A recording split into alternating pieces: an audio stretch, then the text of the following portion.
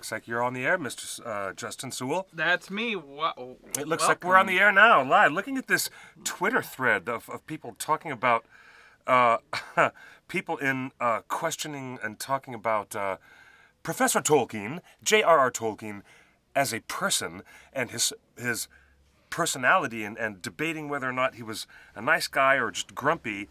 It looks like someone from theonering.net asserted to the world that Professor Tolkien hated his fans, and then that became a lively conversation about whether he did or did not loathe. Oh, there were more. His fans. There were more than there were more than the immediate back and forth. You know, you have to stop making statements that are just clickbait That's the internet. That's the internet, dude. I mean, everybody knows that Professor Tolkien spent months and months and months, instead of attending to his own work and looking at his own materials he was trying to write, he would stop and write letters to fans, to those thoughtful fans, of which there are many, many, many in existence around this world, even 76, 78 years later after The Hobbit's been published.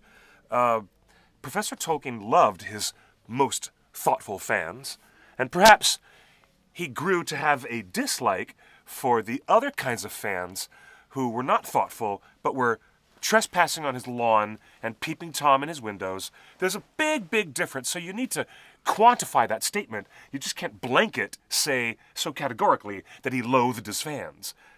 Really, there is such a thing called context, nuance, and how about reality?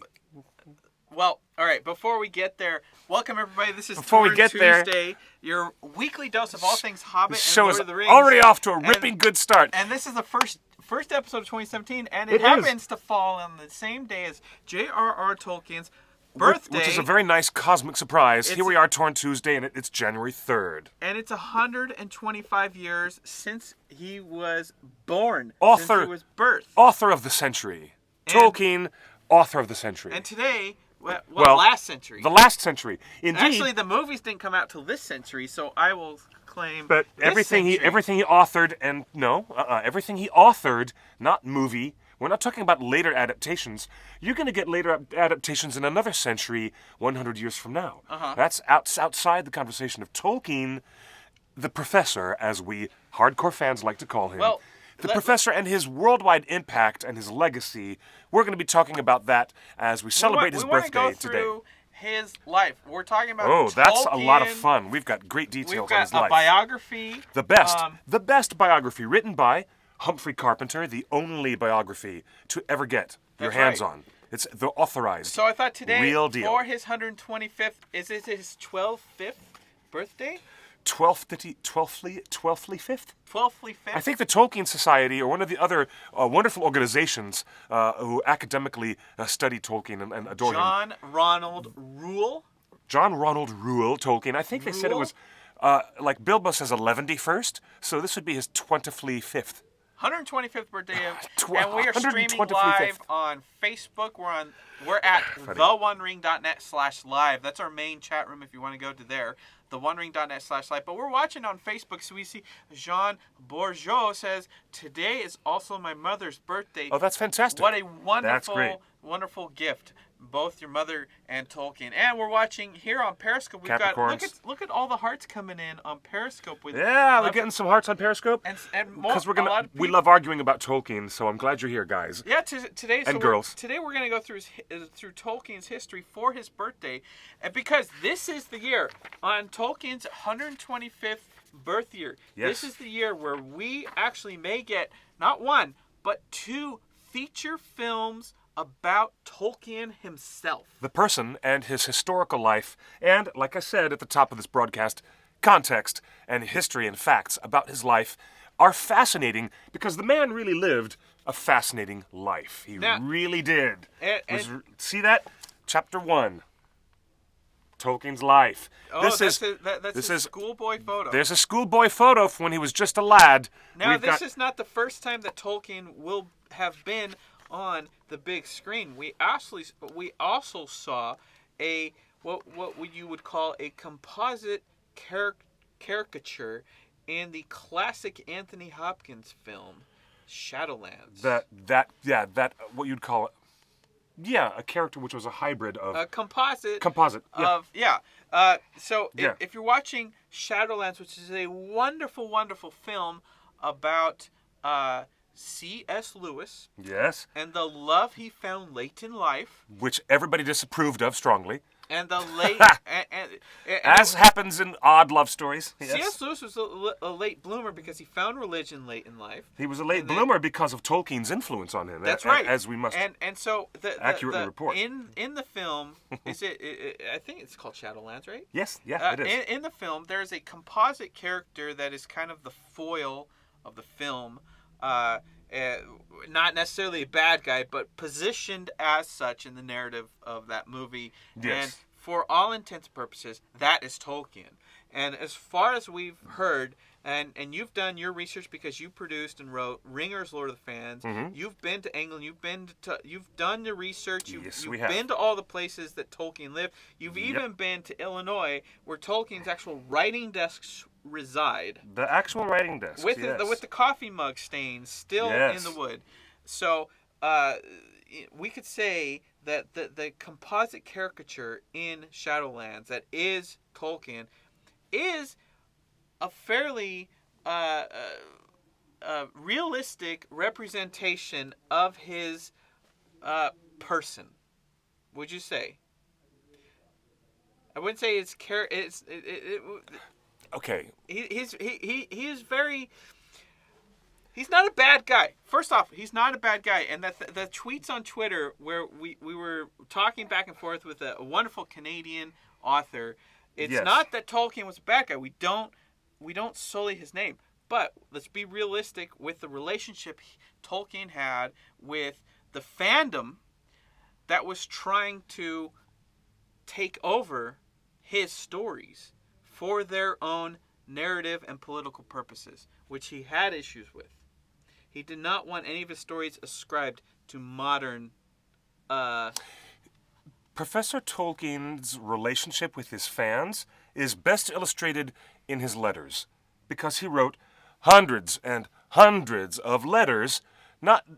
Name another fantasy author who sits down.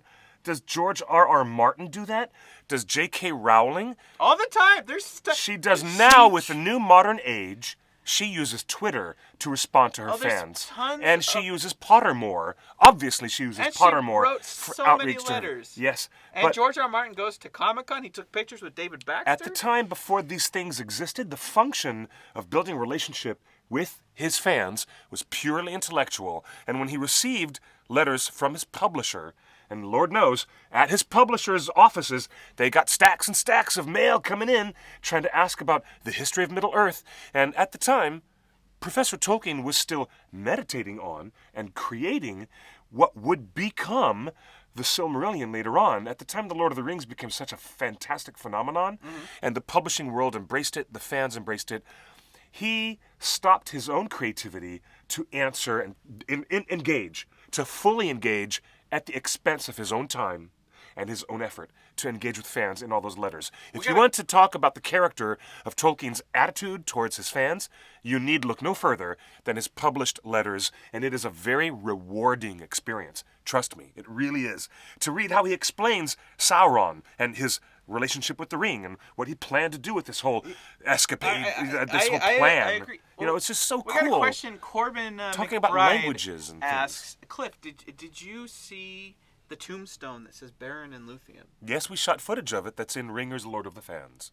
Really? Absolutely. So one of our main destinations in taking a second unit for our documentary film and going to New Zealand or England or to any other places we needed to go was to get some of that key footage. To go to Oxford and to get footage of the college where he lived and taught as a professor of philology and studying Old English and Middle English. We went to his gravesite. We went to his house. Not just one, but two. We visited two of his residences to get footage of the houses where he sat and wrote both The Hobbit and The Lord of the Rings. We got footage and interviewed wonderful people at the Tolkien Society where we were invited.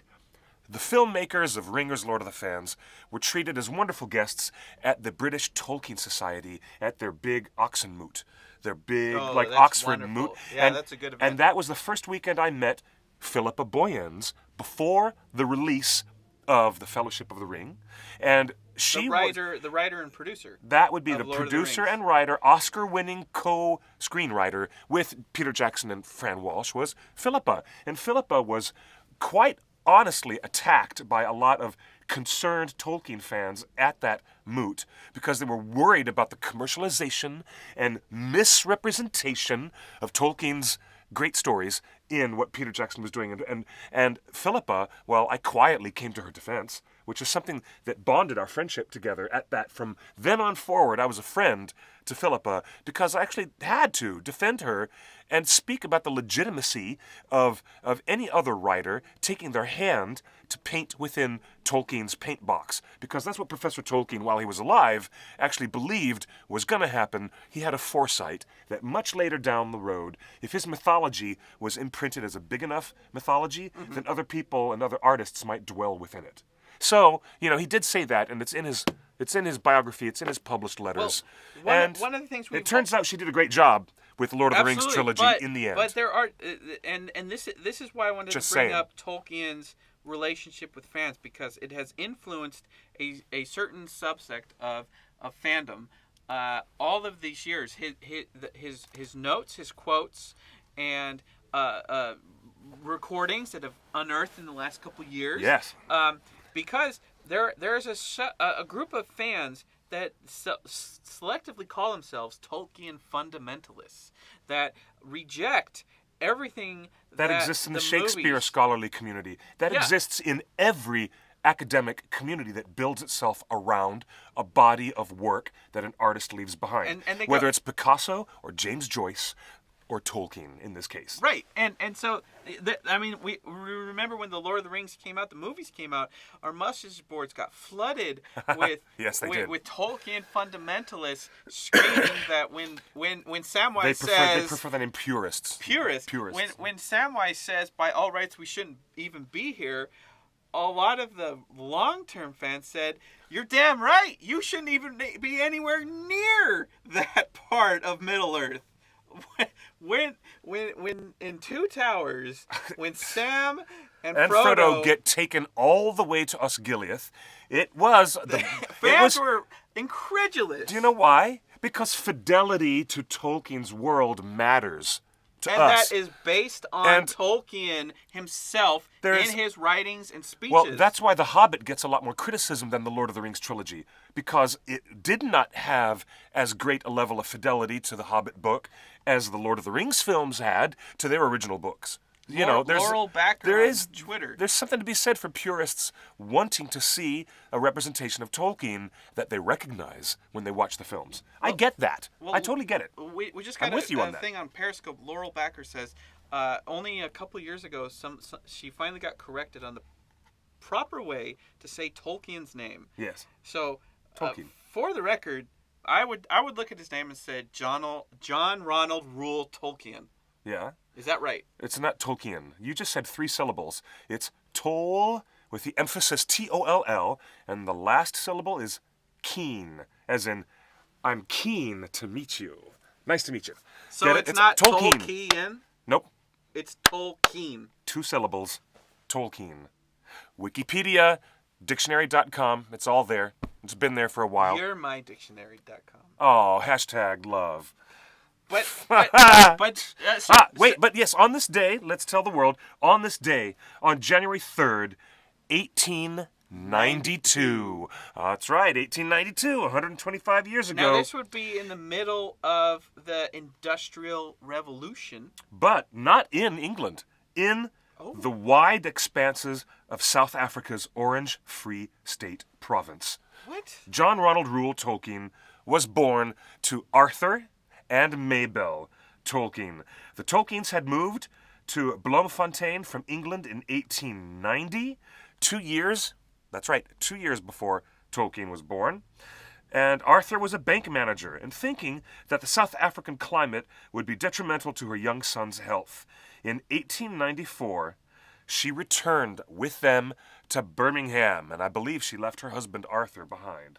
Yes, shortly after, Arthur, who stayed in Bloemfontein on business, died from a fever, and thus the woman named Maybelle Tolkien was a single mom in a desperate predicament with 2 boys, Hilary, who was the younger brother of John Ronald Reuel Tolkien, and, of course, Ronald himself. So, there you were, at that point in time, 1894, single mom, got no money, got no family, got no career in the status-driven British society that won't let her, be a single mom the way that women now have these opportunities now in the 21st century. So I'm just looking up. So she had to, struggle, and it was a real, difficult time at that moment. Well, But let's talk about where he was born. So she did stay with her family. She did stay with her most family. people think that Tolkien wrote the quintessential Northern European mythology, modern mythology for England, but in fact he was born in South Africa. Now, when I say South Africa, what city do you think of? South Africa? Yeah. What first comes to mind? The capital of South Africa is... check my brain at the door. I keep thinking, Would you say Joburg? Johannesburg? Yeah. Johannesburg? I don't know. Would you say Cape Town? Cape Town? Cape Town, South Africa? Yeah, I would. The Horn of Africa? I would. Well, when you're thinking about Magellan and navigating the globe and stuff like that. Yeah, I'm just trying to think where if you thought of South Africa, the names that come up are Johannesburg, Yeah. Cape Town, Yeah. Port Elizabeth, Yeah. and I'm so bad with geography today. Joburg. Thank you, Brittany. So where would you think Bloemfontein is? Well, I don't know, but here's a map. If we look at the map, Here's a map. Bloemfontein, which is where the town where Tolkien was born in, is in basically the center. It's very, very far away from the metropolitan areas of South Africa. It's basically as dead center in the middle of South Africa as you can get. Yep. It is not near an ocean. It does not have a coast. Nope. Landlocked. Yeah. It is landlocked, and so. Yes. So I'm not saying that there's one-on-one comparison, but you do write what you're familiar with. And if you notice in Lord of the Rings... Nah, he was only 2 years old. He doesn't have that much memory of South Africa.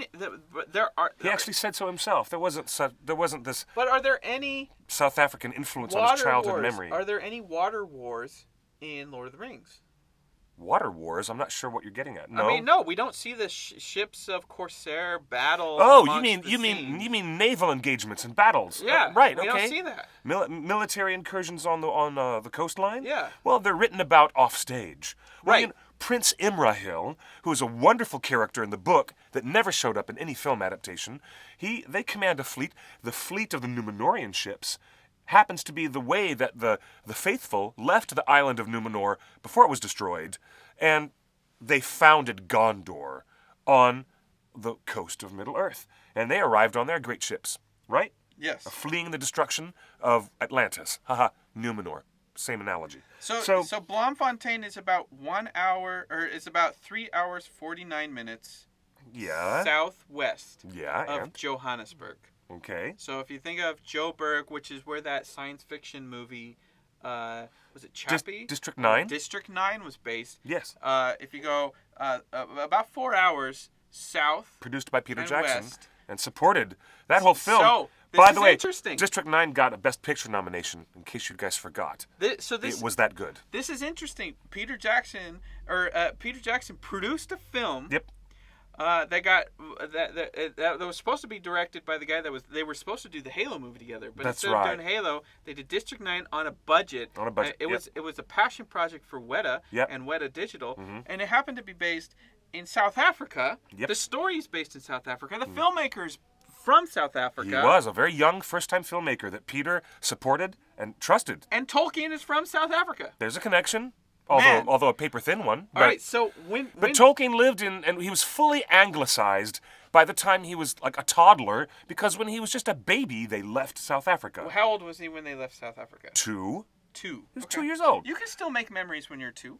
You sure have. I'm sure he did have some memories, but... Did they go by train or by boat to England? They went on a long sea voyage. It was a sea voyage. Yes, always a sea voyage. All right, so 2 back years then, old. to get from that side of the continent all the way up back to Europe. Yeah. So where did he end up in England? Well, according to the details right here, it says that Mabel Tolkien went back to live with her family, the Suffields. You know, her maiden name, her maiden family, the Suffields, and they had for generations run a successful business, including hosiers and stationers in Lamb House and Birmingham. And it says, despite a few years in South Africa, they were well and truly anglicized. And it says that after Arthur's death, living life on the genteel side of poverty, Mabel Tolkien, to the chastisement and the anger and the financial ostracism of her Baptist family hated her for doing this. She oriented and she, what does it say here? She was ordained into the Roman Catholic Church. Really? And she raised her boys as Catholics. So and that caused her to have a big break with her Suffield family. They were like, how could you do this? So being estranged from her family by switching to Catholicism. Now this is a big deal. This is a big deal We're talking in about Tolkien's life. 1892. We're talking about the 19th century England. Now England was founded. Yes. Some of the strongest documents in England in history were founded by the Protestants. In fact, a lot of English history has to do with the Protestant Church versus the Catholic Church. Yes. And so a lot of history, even taught in America, world history, is taught from the frame of Catholics versus Protestant Church. So it's kind of a big deal that. Oh, you know what? The Protestant Reformation just had their big anniversary just this last weekend. Yeah. Speaking of, Martin Luther going way, way, way back, like hundreds of years. In England. And was it in England when I don't know. He went up to the church door and he hammered the parchment on the door with his Reformation. Protestant Reformation, and he left it hanging there on the church door and pissed everybody off. Remember that? Well, that was like 300 years ago, I think. But there's, as everybody knows in English history, especially looking at strife and struggles in Ireland and the split between Ireland and Northern Ireland, there's always a lot of grief in between Protestants and Catholics, especially when it comes to the historical background of the British Isles. It's been particularly bloody and awful for many, many centuries. That's the way it is. So Professor Tolkien's family, when he was just a little boy, was Baptist. Found themselves caught up in that. He was Baptist, but his mom wanted to raise him Catholic, and she was homeschooling the boys for a little while. She was homeschooling the boys herself, and she knew her son's aptitude for language was very strong. He learned some Latin and was quite good at Latin when he was only 4 years old. Are you kidding? He was only 4 years old. He was can't learning even Latin. Learn Spanish here in Los Angeles. Most little boys My brain just doesn't. Think about what 4-year-old kids are like. They want to go out in the woods and build a fort and play with frogs, like I wrote about in this piece that I wrote for Deviant Art. I find it very interesting that Professor Tolkien, he was interested in learning. He learned some French, but he didn't like it because he didn't like the sound of the words. He liked Latin better. He was fascinated by Welsh. He would sit there with his brother and watch the Welsh train cars go by, and there were these weird words that were spelled all weird, and there were Welsh companies and names on the trains as the train cars went rolling down the train tracks. And he was fascinated by languages at an early age. So you know what he did? He started inventing a secret language that he could speak with his cousins that none of the adults would know about. That's what he did as a little boy. What? Yep, that's He's what he did. already creating languages when he was just a kid. Yeah, and he learned Latin when he was 4. Oh, man. This is how you have to celebrate Tolkien's life, is to look very clearly at the formative years of his childhood and see how it brought him to where he, eventually would become. And you see YouTube videos now of like kids and toddlers have their own conversations in baby speak or some other, but they're actually, you can see that they're having a conversation. Yeah, you can. There's a ton of YouTube videos, and so there is something that allows certain kids and certain brains to form languages. It's really interesting. I love that in our chat room at theonering.net/live, we're getting a history lesson of the difference between the Church of England and Henry VIII and Catholicism and the Roman Catholics. If in our chat room, so many people are giving context to what we're talking about. So Thank you, Corbin McBride. Martin Luther was German, and so that famous historical episode happened in Germany, I believe. Thank you. So it's interesting how we go. Let's jump fast forward. People know the story that C.S. Lewis found religion late in life through his friendship with Tolkien. Tolkien encouraged C.S. Lewis to find God. And do you know how? He encouraged C.S. Lewis to look at mythology as if it were true. He's like, look at the Christian mythology and look at the teachings of Christ and the teachings of Christian theology as if it were a grand-scale mythology that wasn't just a mythology. What if it happened to be real? And C.S. Lewis gave that some thought and actually did convert to Christianity after being a hardcore atheist all of his life. Mm-hmm. And then their friendship hit the skids because C.S. Lewis, also known by his friends as Jack Lewis, one of the Inklings, he actually became a Protestant. and so that became a terrible fracture in their friendship. Tolkien was offended almost that he chose Protestant church over the funny, huh? But how life is a circle, that Tolkien's grandmother and family were Protestant. And there's a falling out in the family because his mother chose to raise him Catholic, and then he converts his friend C.S. Lewis brings him to God, but his friend it's interesting. It's a tough childhood point of view because Professor Tolkien lost his mother. She died of diabetes and it was really bad, and he was how old was he? Was 12. He was 12 years old. His younger brother was only a 10-year-old lad, and so they were taken in by Father Francis Xavier Morgan. And Father Morgan raised the two boys Catholic style, and taught them their letters, the way that Frodo taught Sam his letters, at that point in time, Professor Tolkien at 12 was way, way, way advanced as a child at his level of learning. And the good father recognized how important it was for Tolkien to go to the right schools.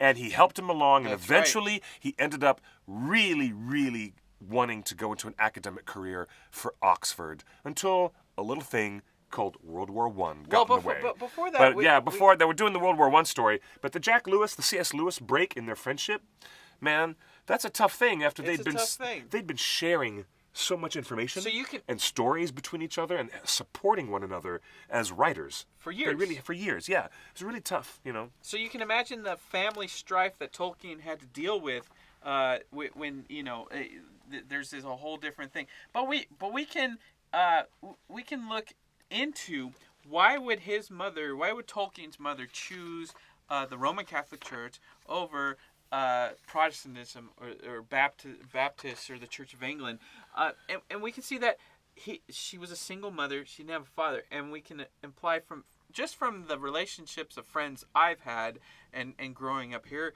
is that a lot of children that I know that have grown up in the Catholic Church where the choice was made because there wasn't a father figure there. The church basically provided the father figure for a single mother or for an absentee dad. There were the mother, from what I've seen, the moms have chosen to raise their children in the Catholic Church because there is a strong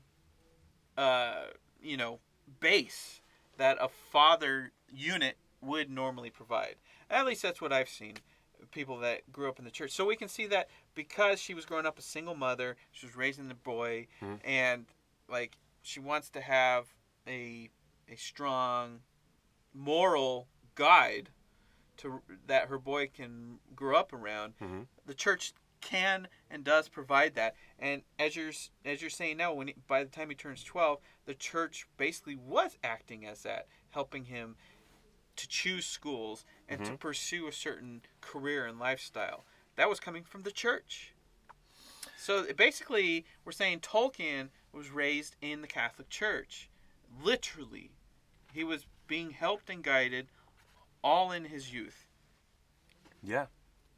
Yeah, quite influential on him. Especially it says spent the rest of their childhoods in the Edgbaston area of Birmingham.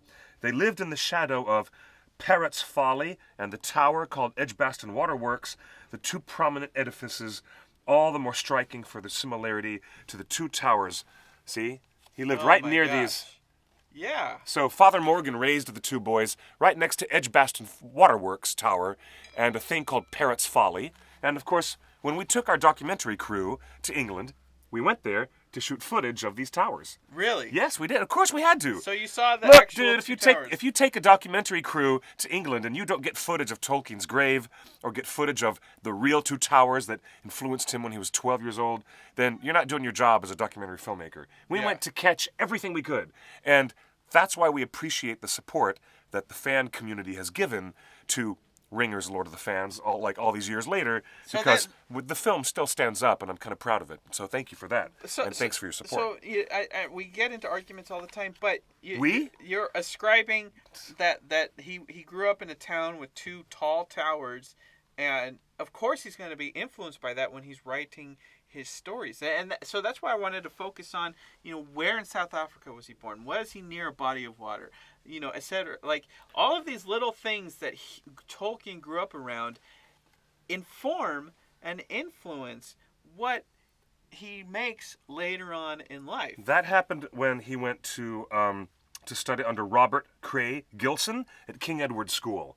And King Edward School is a really famous school, and getting Professor Tolkien in there, he was influenced very strongly by a really brilliant academic who was a crazy inventor. He was a great teacher at King Edward School, and all the kids loved him. And this guy, I just mentioned him, Robert Gilson, he encouraged Professor Tolkien when he was just, in his teenage years to really study Greek, Latin, and the roots of languages, and Tolkien got so into it. He had a Dumbledore type of a person, a very eccentric but cool and brilliant headmaster at King Edward School who guided young Harry Potter, young Ronald Tolkien, on his academic path. That's amazing. It's true. We just got a text on the hotline just before we move on to his teenage years. They say a single mother could be drawn to Catholicism because of the priests in the church to be role models for her boys. That's kind of what I was just saying, right? Yeah. A single mother looking for male role models with a moral compass. If dad is absent, if dad's at war, if dad's never home, if dad's dead. Yeah.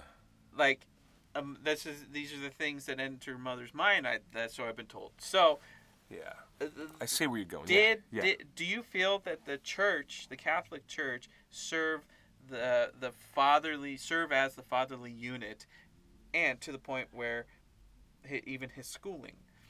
Well, he was forced to live with his aunt on his mother's side. Mm-hmm. Because Father Morgan couldn't give the boys room and board constantly, and his aunt was very distant.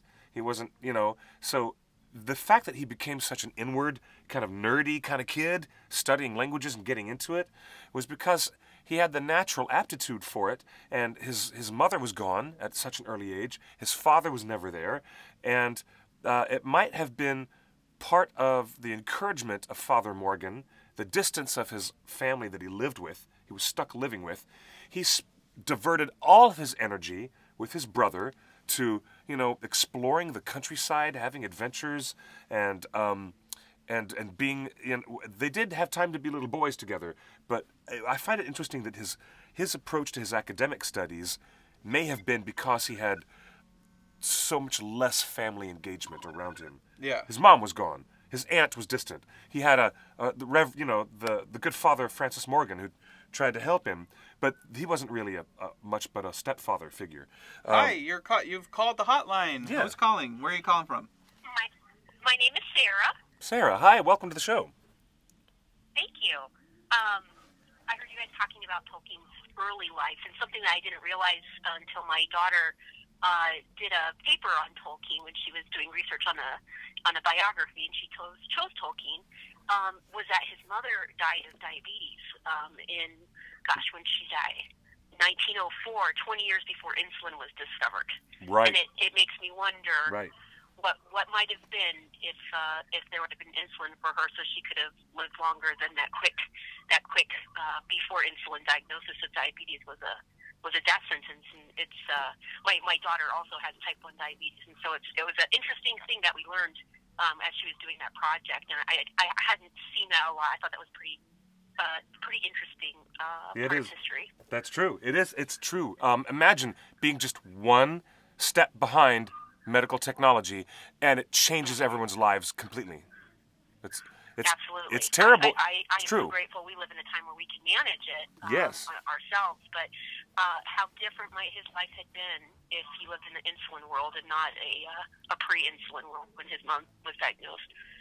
Yeah, and I think that's one of the important themes of his stories later in life in Lord of the Rings is that the world is changing, and everyone thinks that his war record and seeing the technologies of war going from swords and arrows to machines and airplanes of war, that influenced Tolkien. But I think it's not just the war and technology. It's what you just said. It's that medical technology, like he seeing in his lifetime that his mother could have lived longer if she had just lived a little bit longer, and how fast humans were changing and really taking over everything is one of the core themes of his writings.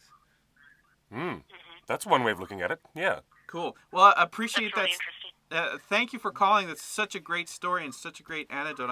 I'm glad to hear that the information's being brought up in book reports and school stories all the time. And now we've got to just see if these filmmakers who are about to work on these biopics of Tolkien, we just have to hope that they get these parts of the story right, because it is really important to getting us to understand those formative years in his life. I agree. Thanks for calling. Yeah. Thank you, guys. All right. Cheers. Thanks for being on the show. That's a great phone call. Again, You know what? Let me open up Skype so we can take live Look chat. at this. The phone number. You can text us. You can text us. You can call us. You can text us. You can Skype us. We're looking at all the texts. We're seeing all the comments on Periscope and Twitter and Facebook. Yes, indeed we are. And theonering.net/live. So it's Tolkien's 125th birthday today, and so we're going through Tolkien's life, and we can already see he's just 12 years old, and we can already see the themes of his books starting to form in his formative years. Yes, you can. You can see quite a few. You can So- see many instances of that. So he's off to school, and he's encouraged to pursue the study of languages, which is also a study of history, Yes, it is. because language is history. If you want to see what little was written or said in history, you have to know the language it was written in. Indeed. Well, when I wrote, I did a big feature article, a really big think piece that I did for DeviantArt last year, and I actually talked about that. The study of philology is more than just the academic, looking at old languages and what they are. It's like, it's really what you just said, and I hit on that point as well, and I appreciate you reinforcing that point. It's like what it's really all about. It says the dictionary definition means the study of language in written historical sources. The older the better, right? But it's a combination of history and linguistics and literary criticism.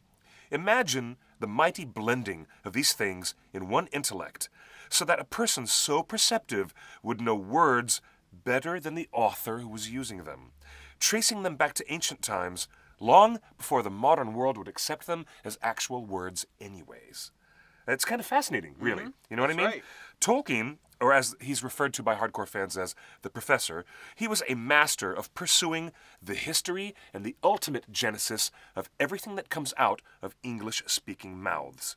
Seriously, every word has a source, and Ronald Tolkien knew those sources.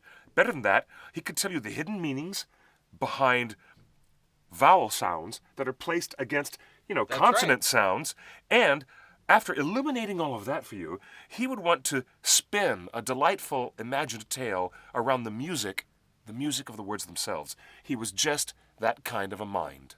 And this This is my own article that I'm reading to you the from. study of philology Yeah. is still important and relevant today. In fact, there's is. still debate. Every year we hear of a new translation of some biblical text or some Egyptian script saying, we thought this word meant this, but it may have meant that. I mean, even recently, I just read another article how some people feel that the ancient spelling of Jesus is actually another spelling of Joseph.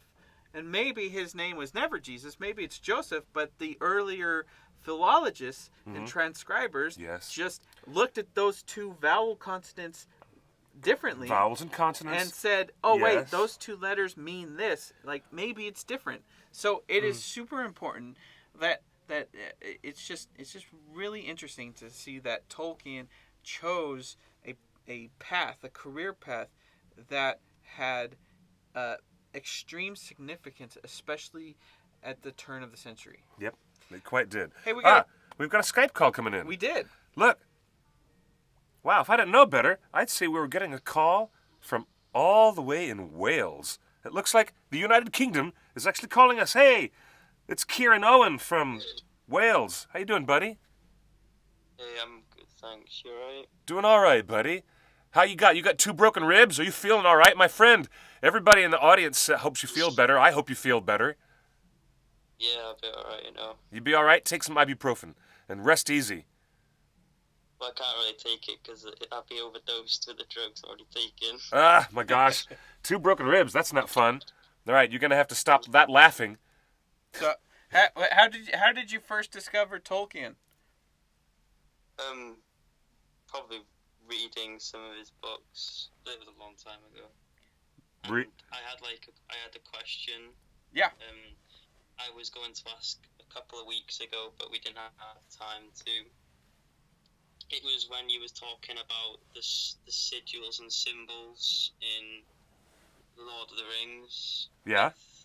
And I just wanted to ask, do you know with, the symbols of the white tree and Rohan and the horse and stuff, and, Saruman and the white hand on the flag and stuff, do you think that maybe he might have taken that from history long ago with the fact that, we used to draw symbols on rocks and stones and stuff, but he thought putting a symbol on the armor of his Uruk-hai represent his own symbol? Well, in the world of George R.R. Martin, in the worlds of Song of Ice and Fire, a family symbol or a sigil is a very, very important thing. And in Tolkien's world, and in a lot of these stories, set in the medieval or what you'd call Iron Age type of historical setting, you have those symbols wherever those artistic designs come from. The symbol of a wolf, the symbol of for House Stark, or for the Greyjoys, the symbol of that giant squid, and for the symbol of the Lannisters, the red lion and its flowing mane. In Tolkien's world, the white tree, the sigil of the white hand, or the red eye, or the horse on a green field, for the kingdom of Rohan, they all serve the same purpose in that cultural context of immediately identifying the enemy on the battlefield, and also the dominance of their political strength and their cultural strength in whatever time that you're living in that world. Because they didn't have the internet, they didn't have other, branding. Well, maybe you could call it the birth of branding in the medieval era. Maybe? Is that pretty much what it's like? It was a sign. Yeah, it was a way to brand yourself and brand the things and people below you. And also to help identify when you're fighting with someone on the field, if they're wearing your house colors and your sigil, then you know not to accidentally get into a friendly fire situation, where you don't accidentally chop off the arm of your buddy. That's why you have to wear these sigils or insignia on uniform, and that's, and that's part of the development of military uniforms and military tactics over centuries. That's a worthy academic study, I'm sure. There's people who could teach you more about that in college. But yeah, but did Professor Tolkien get his symbols from anywhere that he saw in ancient symbols? No, he got all those symbols out of his own imagination. For all that I know. That brings to the other question. Let's see. Oh yeah. Do you, despite the fact that The Hobbit and Lord of the Rings were both fictional books, do you reckon at some points of the story he added a bit of reality into his imagination that made it more realistic, slightly realistic to the audience that he was writing the book for, that people were reading, Well, yeah, he wasn't creating this tale out of whole cloth. He definitely wanted to base things in some sort of realistic. C.S. Lewis created Narnia, a whole different world, but he called this Middle Earth. He wanted to base this in some sort of reality that we are, as the viewers and readers, are familiar with. He wanted to base the stories in what would be considered a remote past of Northern Europe that, didn't exist. But it's, look, realism, you're talking about fantasism versus realism at the heart of your question, Kieran. And realistic depictions of things certainly do have their place when you're writing good fantasy, obviously. But the development of fantasy realism as or realistic fantasy, if you want to call it, that's what they really do call it these days. It's, you have to trace the engine of that product of literary output going way back through the 20th century. It's much more prevalent today than it was in the 1800s. Writing a historical account would be more important to Tolkien than to have it be photorealistic or real-world realistic. It had to feel historical. In Tolkien's mind, the strength of this subcreation and the world that he was creating for us to enter in these stories, the fact that it had to feel old and really, really old and historical was much more important than for him to have it feel current. He wasn't interested in having it feel in any way current. He was most interested in reflecting backward because he was looking back at the origins of the English language, looking back at the origins of Finnish, Welsh, Icelandic. That's what he was interested in, looking backwards at these languages and how these languages lived and breathed in the fabric of history in these characters' lives. And that's why we relate to Middle-earth the way we do, because of how, successful he was at combining history and historical depth of linguistics, which is what he specialized in, with a fantasy setting. They were, go ahead. His area, his background, the way where he was, because he was writing his books when World War II and World War I, he was writing and stuff. Do you reckon that had an impact or a minus effect on his stories? Yeah, we're going to get into that in the next segment. So other people are the answer is yes. Yes. There's yes. And we just lost the call on Skype.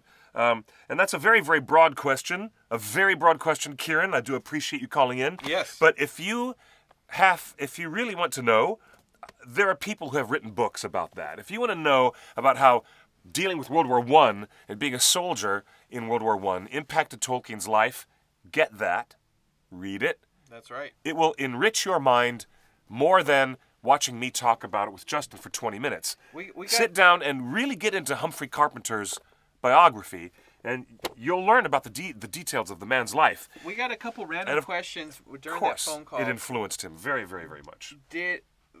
Tolkien's birthday, of course, is today. Happy birthday, Tolkien. Are any of his characters also born on this day? Did he ascribe his own birthday to any of his fictional characters? No. Ascribe his own birthday to any of his fictional characters? Yeah. No, not that I know of. Not that I know of. So Bilbo's birthday is just Bilbo's birthday. I believe that was the publishing date, right? The publishing date? Yeah, actually, The Hobbit was published on September 22nd. And I believe. Yeah. I believe. So let me double check that. There are a lot of people that say, I believe that. Is he Baron or Luthien? He? Yeah. He's Baron. His wife Right. Edith is Luthien. Right. So a lot Very of much people so. ascribe Tolkien saw himself as Bilbo, or Tolkien saw himself as Frodo, or some people saw him as Baron, but he never ascribed a birth date. And it is very significant. Tolkien makes every decision is significant. Nothing in Tolkien's writings is by accident. That's true. So That's true. So another question. Okay, let's see here. 1939, Tolkien's Second World War, 1939. When is The Hobbit published? Let's see. 37. Yeah, that's right, 1937. Okay. When did Tolkien's life? When in Tolkien's life did environmentalism become a passion, as is obvious in Lord of the Rings? I don't think. September 21st, 1 day away. Yeah. Bilbo and Frodo's birthdays on September 22nd. It seems to be just 1 day off from the actual funny. publication date of That's when it The would Hobbit. have been printed and shipped. And 1937. probably sold the next day. The interesting question is, when in Tolkien's life did environmentalism become a passion, as is evident in Lord of the Rings? I think this question comes from a false pretense. I don't believe Tolkien was an environmentalist. What he wanted to talk about was industrialism, but that has nothing to do with environmentalism. He wanted to very much show the harm that was happening to the English countryside by industrial encroachment. And that even includes the development of the motor car, the presence of the automobile, the exhaust from the factories, the burning clouds of smoke in the sky, the raping of the fields, the pillaging of the land. He was totally... If that's not a concern for someone that could be called a slant towards environmentalism, then I don't know what is. How can you speak against industrialism without actually getting into that camp? Come on. Let's be intellectually honest here about that. I'm just asking. The question is posed. And I'm just telling you that All right, during his childhood, in that time when he lived, with his aunt, and he saw the burning of the factories that outside were built. Birmingham. Yeah, oh my gosh. Which was a definite It's a factory town. dirty place, and these brick buildings that went up and smokestacks. It is reflected in the book that you may or may not have read. It's called The Lord of the Rings. And when Saruman, who survives Orthanc, he doesn't die like in the extended version of Return of the King, at the top of Orthanc. Saruman and Wormtongue go off to the Shire while Frodo is finishing his quest to destroy the ring. Mm-hmm. And the War of the Ring is going on down there. Saruman escapes. Treebeard lets him go. Mm-hmm. And we have a chapter at the end of The Lord of the Rings called The Scouring of the Shire. And there is where you see the great impact of what is considered by many readers an environmental messages, because Saruman rips down the beautiful Shire countryside and builds smokestacks coming out of nasty buildings, and he's just burning the countryside. But that is what Tolkien is telling the hobbits that they have to deal with. Kay brings up a good point. And it's not even in the film. The Scouring of the Shire and the efforts to rescue the green goodness that is represented in the earth itself against the encroachment of Saruman, who already did the damage to the Ring of Isengard. You saw it happen in the films, too. He brought that same level of industrialization and damage to the Shire, and the hobbits brutally fight against Saruman and his thugs, his ruffians, and there's bloodshed. That's where Tolkien takes environmentalism to a level of bloodshed to fight and get back what is right. But I did just saying. My takeaway from the stories were not that he was environmentalist before that was a term.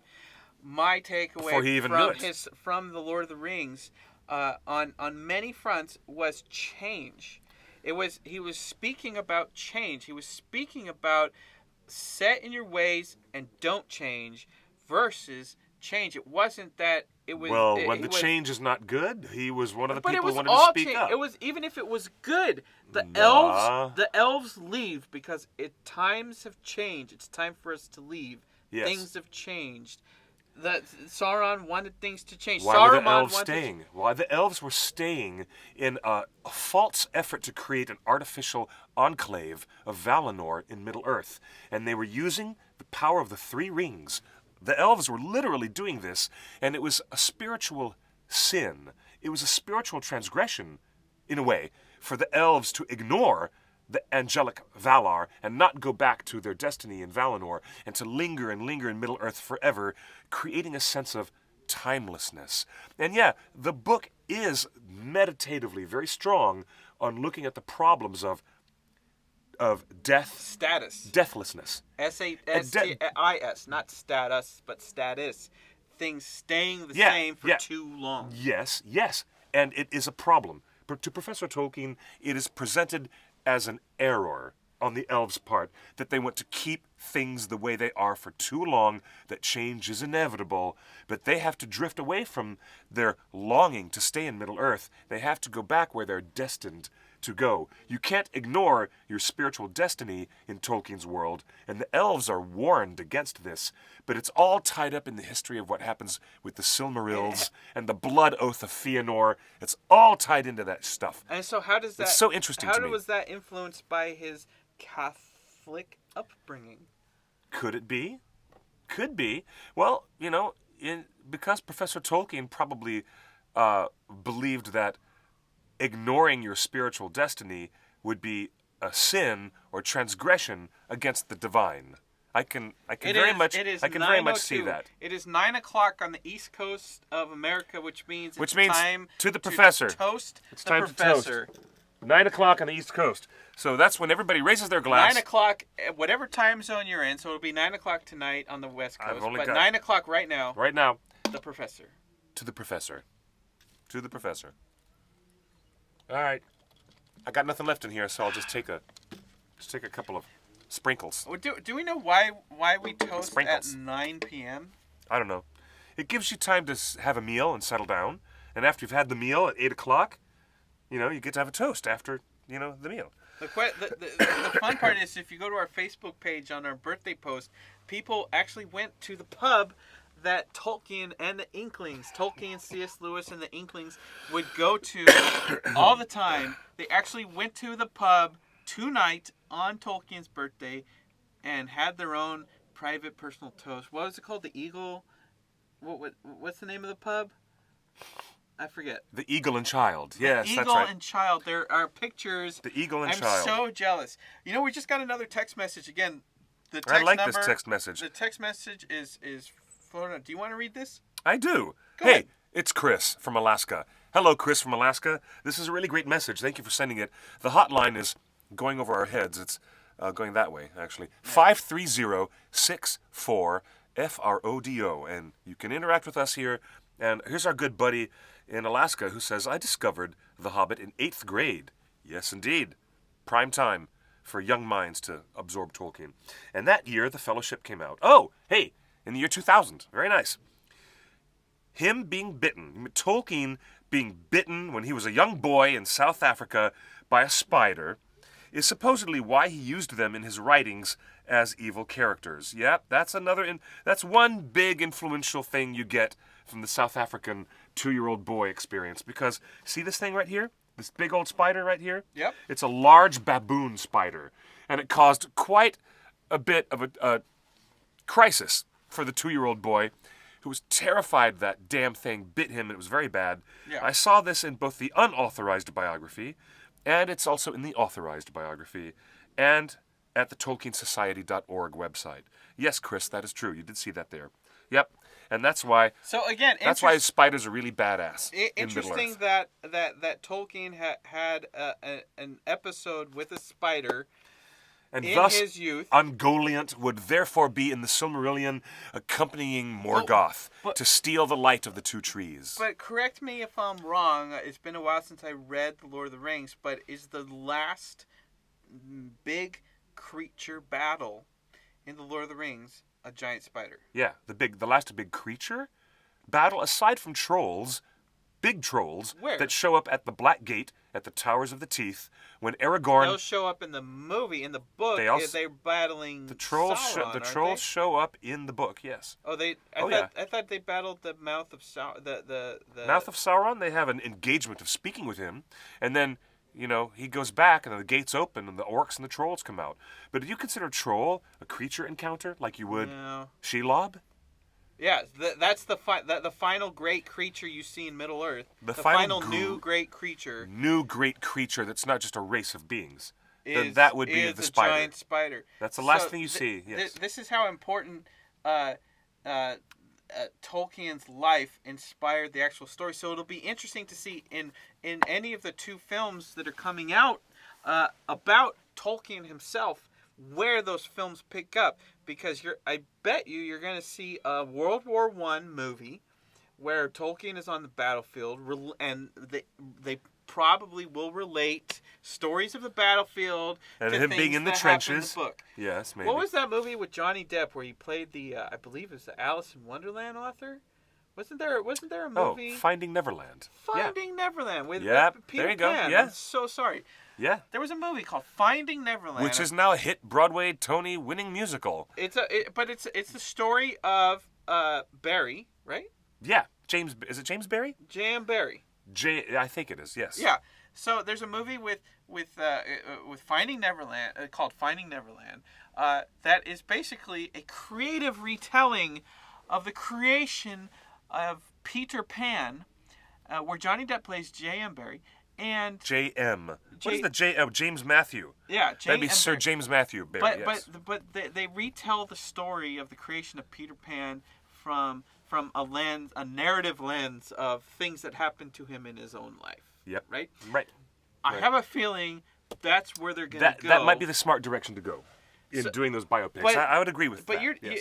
But we've only talked about the first 16 years of Tolkien's life, and we've already seen so many related items to what we see in Lord of the Rings. Two towers. We see giant spiders. We see all of these rolling hills and the oncoming industry of Birmingham.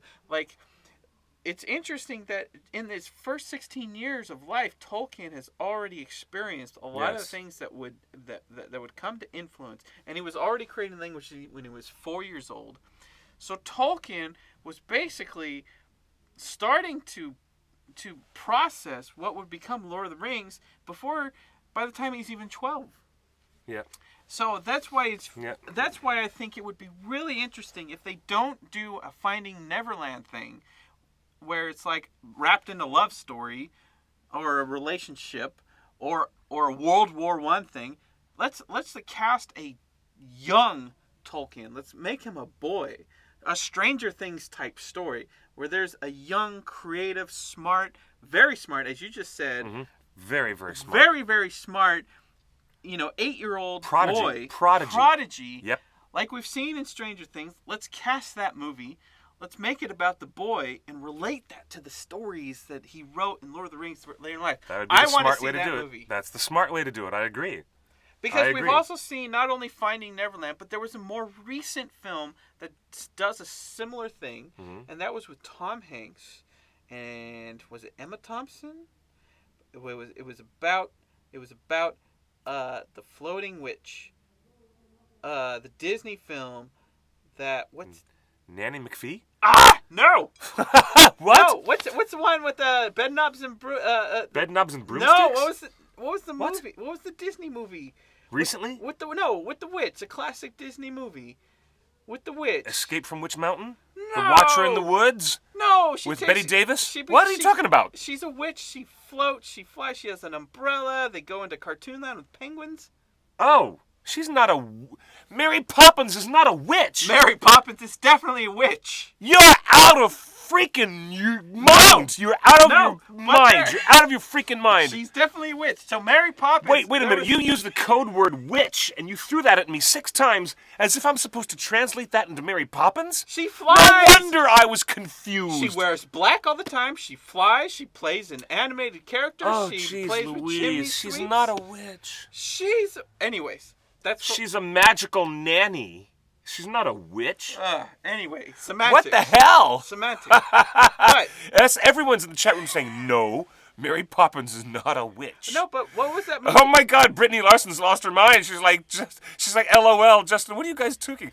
She's totally a witch. Everyone in the chat room is saying, no, Justin. She's totally. Ha, you are wrong. Anyways. What? Anyway, there was a recent movie about the creation of This Mary guy. Poppins. Okay, what? Oh, the movie is called Saving Mr. Banks. Saving Mr. With Banks. Tom Hanks. Saving Mr. Banks, Finding Neverland, 2 movies that will be in the same genre of films as the Tolkien films coming up. There is a fertile, established arena of doing a biopic. And when they come 2 in a row... We're blowing up on the hotline. Seriously, it's true. When those 2 movies come out... She's a good witch. See? She's a witch. I didn't say she was a bad witch. She's a good witch. My God, you guys are too funny. Let me say this. Thank you, Sarah. There's a big open marketplace to have 2 films come out at the same time about Tolkien's life. Brittany. Remember when the Truman Capote movies came out? Back to back? Different actors, different directors, and a really different approach to telling, Philip Seymour Hoffman was really wonderful as Truman Capote, but, the other film was even more interesting with that other actor who played him.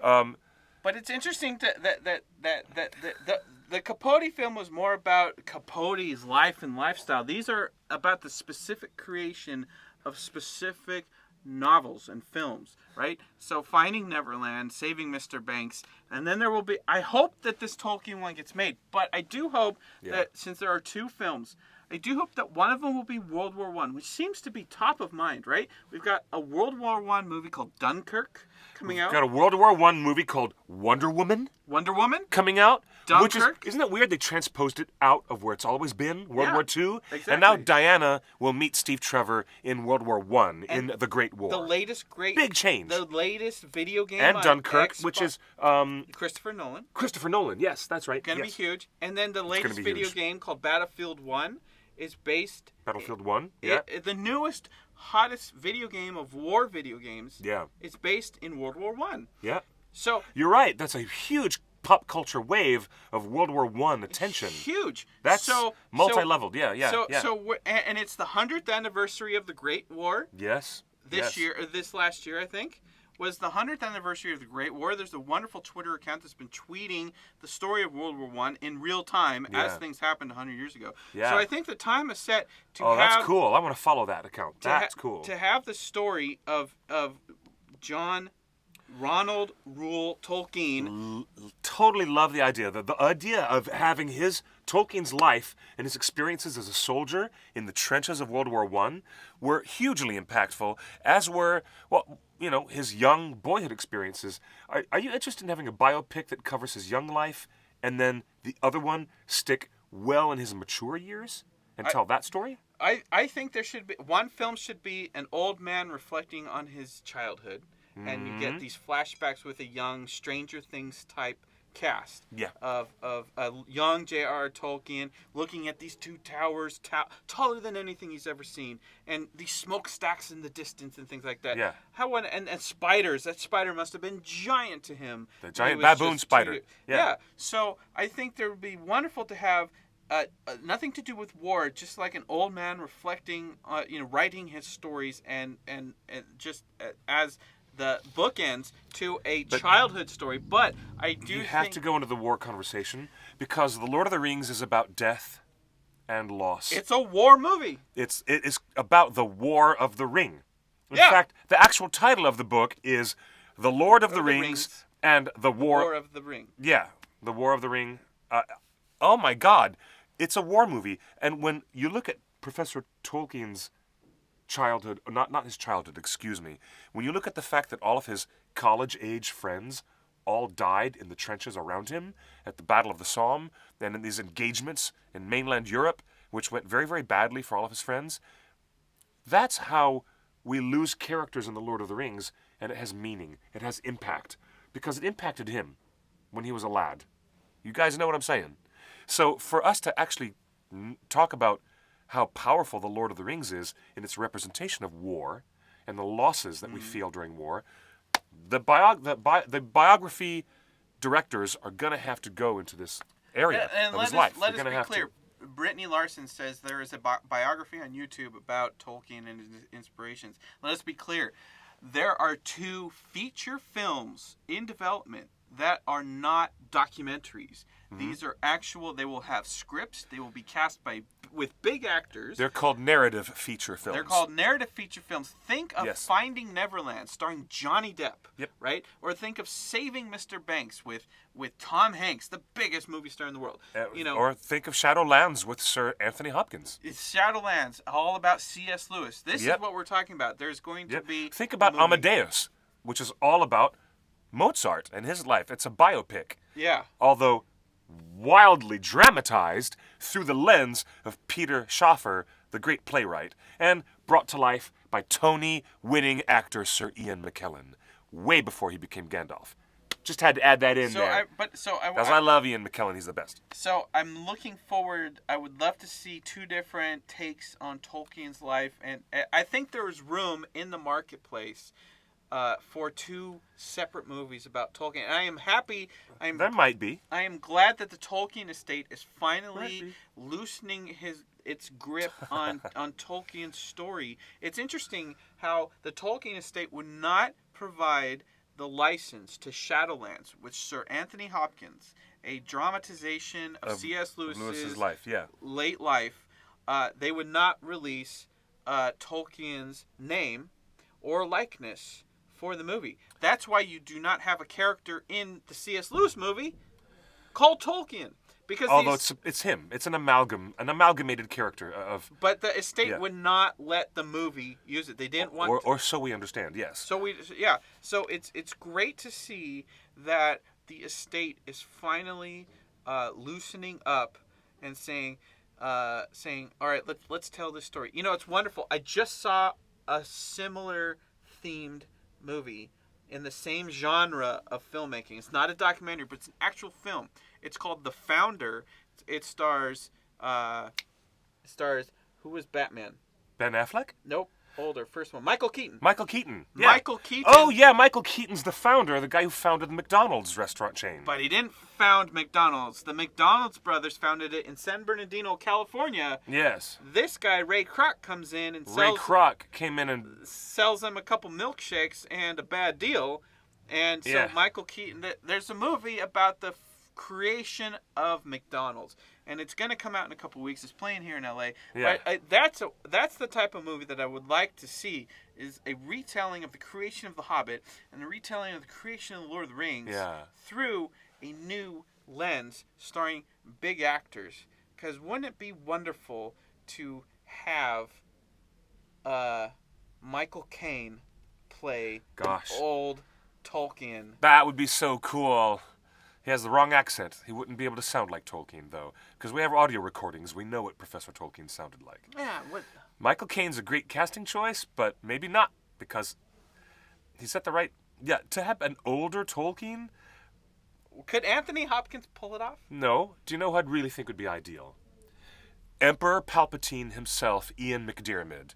Ooh. Ian McDiarmid is one of my favorite veteran British actors. Oh, my gosh. And I look at the way it would blow fans' minds. The way he was cast by Tim Burton in Sleepy Hollow as one of the older, townspeople who's one of the governors of Sleepy Hollow.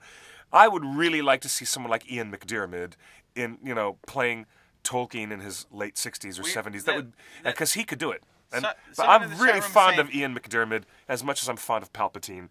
I think he's the most clever son of a bitch in all the Star Wars universe. In fact, as the Sith Lord, he dupes everybody from the top down, and he can play strength of ingenuity. Yes, Palpatine. Yes, McDiarmid can play intelligence. Do you know that Ian McDiarmid has been in one of our favorite actors in fantasy films going all the way back to 1984 when he was in Dragon Slayer? Yeah. Yes, remember Dragon Slayer with Sir Ralph Richardson as Ulrich the Wizard and a very young Peter McNichol miscast as the lead. Do you think Ian Peter, McDiarmid is in that movie too?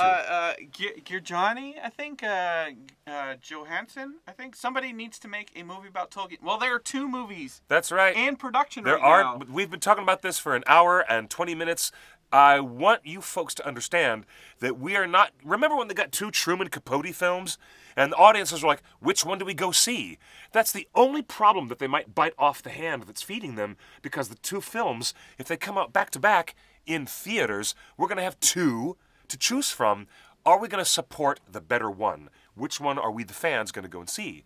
Well, I think they should be 2 different I'm things. eager for this. I'm really eager to see what they do. For Tolkien's 125th birthday, we've just taken a look at his life as a young lad, and we've already seen so many things in his childhood that directly relate to key things in Lord of the Rings.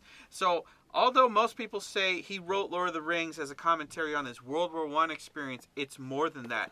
Because some of the most important things that we read in his stories came to him when he was just a child. And I think there's more to the story than just a World War I shell-shocked author. That's not all of it. He wanted to create a world where his languages could live and breathe.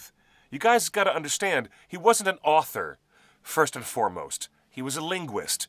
He was a philologist. He studied languages. He invented upwards of like 15 to 17 languages.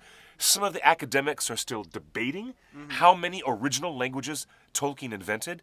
And to get to Kieran's question from earlier tonight about how Tolkien was motivated to write this fantasy world, he wanted a world with a rich enough tapestry of background history where the languages could have lived and developed over the thousands of years that it takes for languages to develop and live. I mean, he was more interested in letting Middle-earth be a place where his languages could thrive, but the stories and the characters that were all tied up were suggested to his mind, suggested to him creatively by the languages themselves.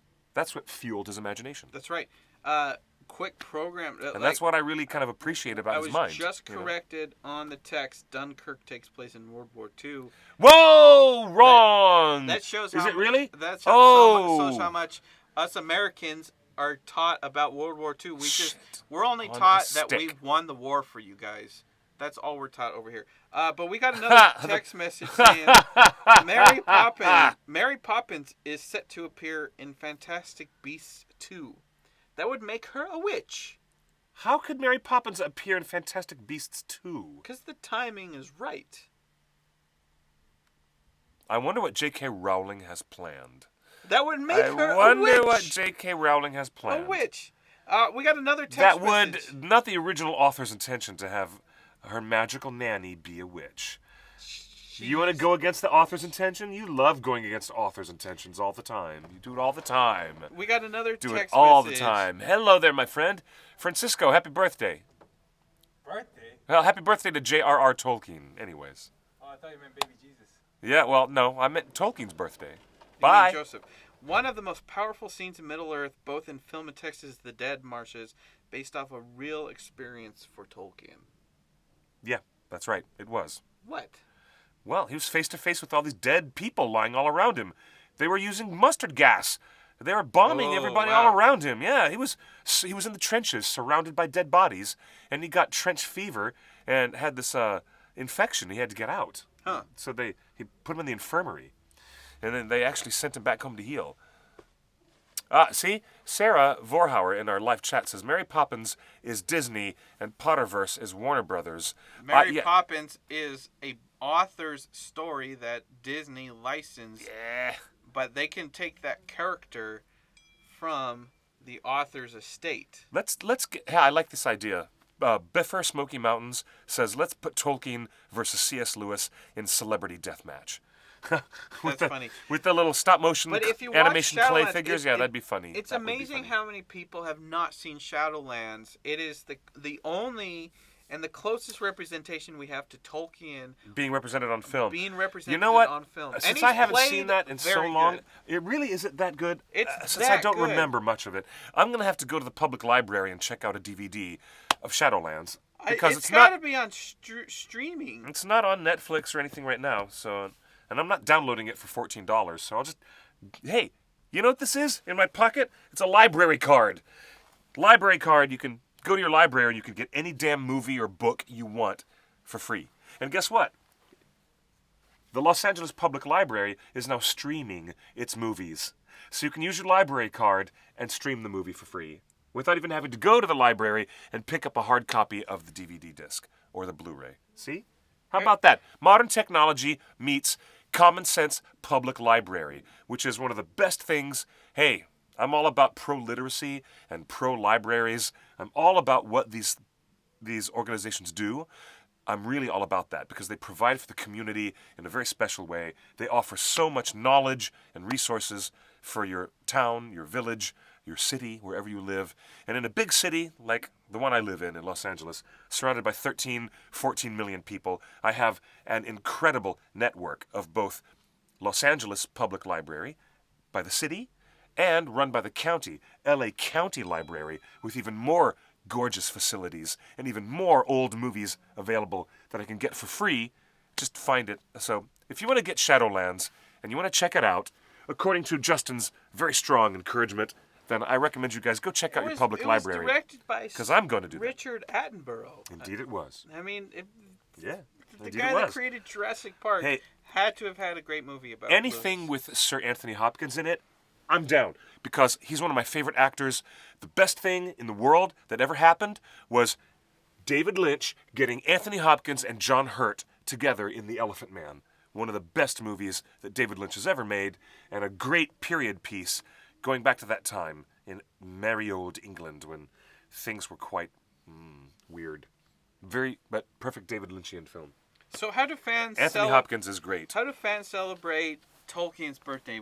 Every year Celebrate Tolkien's birthday with a toast. with a toast, but Yes. So fans in cities, we saw fans in England get together at the pub that Yes. Tolkien used to frequent, which blows my mind that something like that. We don't have anything that old in L.A.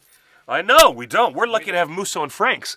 Yeah, We're lucky to have something that's barely 99 years old, much less something that's hundreds in fact, of two years of the old. pubs that we used to do the Tolkien toast at are gone already. So. Oh, you know what? My heart is so broken that the Cat and Fiddle has been gutted, and it's sitting there like an empty shell right now. And it's been sitting there for months without the developer finishing the job on the property.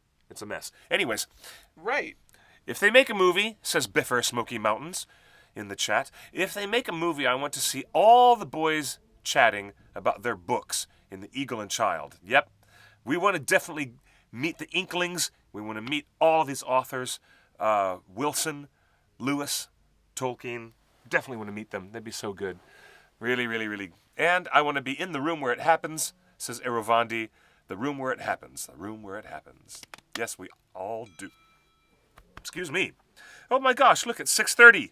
And we're still getting text messages. It's wonderful. Tolkien's birthday brings out everybody. I love to see It is. It's a great everybody day, in the yes. chat room on Facebook, on Periscope, on Twitter, all of our regulars in the chat room. It's great that you all are here to celebrate. It's so wonderful to see the outpouring lovely. of love for Tolkien on Twitter, on our Instagram, Oh, on our Facebook. I love to see you being challenged by, a Tolkien expert on how he regarded his fans. No, we have proof.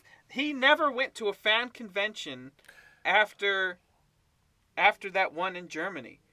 Like we have letters and we have things of note that say Tolkien had issues with where fandom was taking his stories. So he took a step back. If you wrote a one-on-one letter, he would one-on-one. Tolkien loved to have a one-on-one personal relationship with his fans and would respond to a lot of letters. But he would never go to a convention. Listen to this. Listen to this, okay?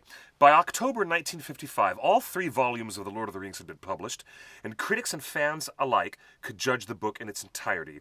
It soon became clear that the book polarized the reading public. Those who championed it, such as C.S. Lewis and author W.H. Auden, sang its praises in the most exalting language, calling it a masterpiece of all literature. Those who did not take to it found it childish, boyish, and without truly rounded characters. But the popularity of Lord of the Rings grew, and Tolkien found that much of his time outside of academic life in Oxford, teaching students, grading their papers, and being a professor, much of his duties and his time was taken up with replying to fan mail. Mountains and mountains of fan mail. Although Tolkien was a creature of routine, his natural politeness meant that for some time he found it very difficult not to grant an audience to many fans who called on him physically, coming to his house in Oxford. Okay?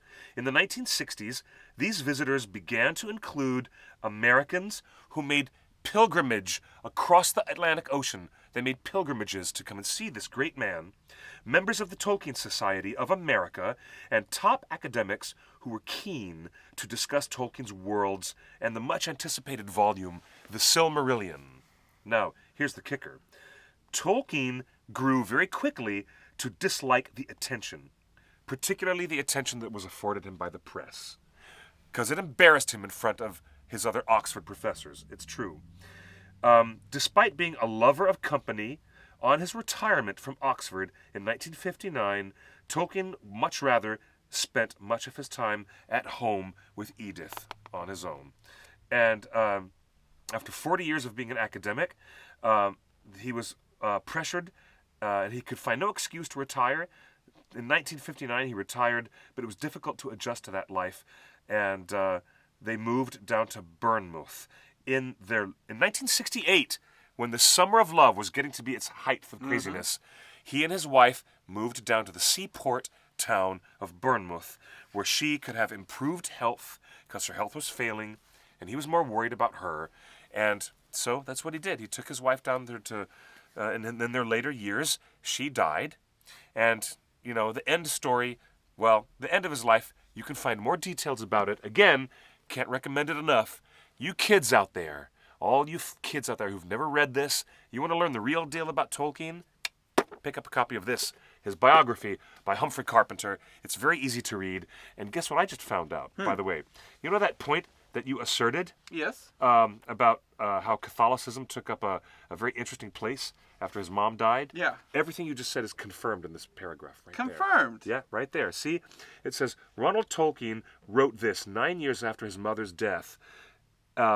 It is some indication in the way in which he associated her with his membership of the Catholic Church. Indeed, it might be said that after she died, his religion took the place in his affections that she had previously occupied. It's exactly what you had asserted without even knowing it.